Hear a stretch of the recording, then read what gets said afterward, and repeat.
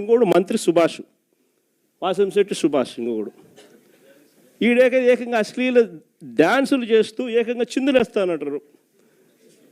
అశ్లీల డ్యాన్సులు చేస్తూ ఏకంగా స్టేజ్ ఎక్కి చిందులేస్తాడు మంత్రి. అసలు నాకు ఆశ్చర్యంగా ఉంది. అసలు జంగల్ రాజ్యం అని అంటే ఇంకా వేరే పేరు ఏమైనా ఉంటుందా ఈ ప్రభుత్వంలో జరుగుతూ ఉన్న పనులకు? అసలు ఈ స్టేజ్లోకి ఒక ప్రభుత్వం పోవడం ఏంది?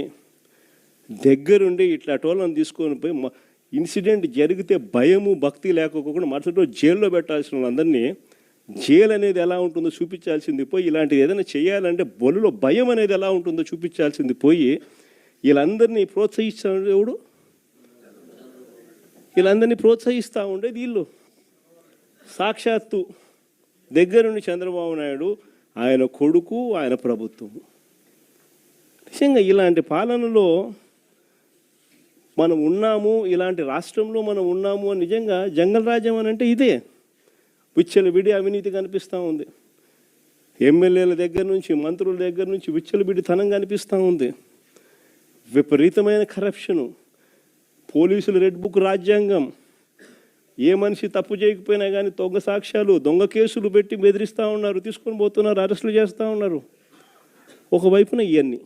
అందరికీ నమస్కారం. నీ చుట్టూ ఉన్న క్వార్టరీని మార్చుకో, లేకపోతే నువ్వు ఎన్ని పాదయాత్రలు చేసినా, నువ్వు ఎన్ని విన్యాసాలు చేసినా నువ్వు మళ్ళీ సీఎం కాలేవు. విజయసాయి రెడ్డి పదే పదే చెప్తుంటే నేను ఏదో అనుకున్నాను. ఆలోచిస్తుంటే వ్యాఖ్యలు కూడా నా మీద గానీ ఇతర మంత్రుల మీద గానీ నాకు ఇప్పుడు అర్థమైంది. ఈయన డార్క్ రూమ్ లో ఉంటాడు, ఓ పిఆర్ఓ ఒక మ్యాటర్ ఇస్తాడు. మగవాళ్ళ అందాల గురించి మాట్లాడే పులివెందుల ఎమ్మెల్యే గారిని కూడా చూసాం. కొడాల నాని అందంగా ఉంటాడని అసూయ, వంశీ అందంగా ఉంటాడని అసూయ, చంద్రబాబు నాయుడు గారిని లోకేష్ గారు అని చెప్పడం జరిగింది. పిఆర్ఓని మార్చండి అయ్యా బాబు. కళాకారుల్ని చిన్న చూపు చూస్తూ మీరు మాట్లాడారు. కళాకారులకి, రికార్డింగ్ డాన్స్ వాళ్ళకి కూడా మీకు తేడా తెలియదు. సంక్రాంతి సంబరాల్లో జబర్దస్త్ టీము కళాకారులు రావడం జరిగింది. శాంతి స్వరూప్ అని మగవాడు గత 11 సంవత్సరాల నుంచి కూడా అతను జబర్దస్త్ టీమ్ లో ఆడవాళ్ళు వేషాధారణ వేసి నటిస్తూ ఉంటాడు. ఆయన అందరికీ తెలుసు, తమరికి తెలియదు, మీకు రాసిచ్చే వాళ్ళకి కూడా తెలియదు. ఇతనితో నేను డాన్స్ చేస్తే రికార్డింగ్ డాన్స్లు అంటా ఉన్నారు. మీరు కళాకారులయ్యా, మీకు